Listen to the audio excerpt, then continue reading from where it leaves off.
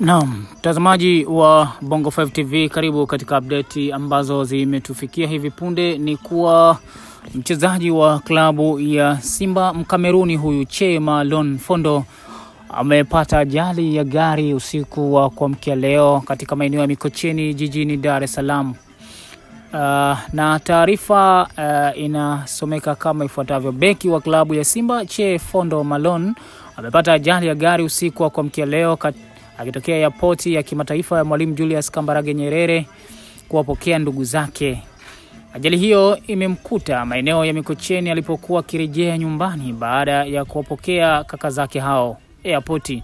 Kwa mujibu wa meneja wa habari wa miamba hii ya soka Afrika Mashariki na Kati, pengine na ukanda mzima wa Sahara, Simba Sports Club, Ahmed Ali anasema gari hilo lilikuwa likimkwepa dereva bodaboda na kujikuta wakiingia mtaroni. Inadaiwa gari alilopanda lilikuwa na abiria 4 akiwemo yeye Che Malone Fondo, na hakuna aliyepata majeraha makubwa, ingawaje kaka wa mchezaji huyo ambaye alikuwa amekaa kwenye siti ya mbele ya gari hiyo alipata majeraha kidogo na kufikishwa katika hospitali ya TMJ na tayari ameruhusiwa.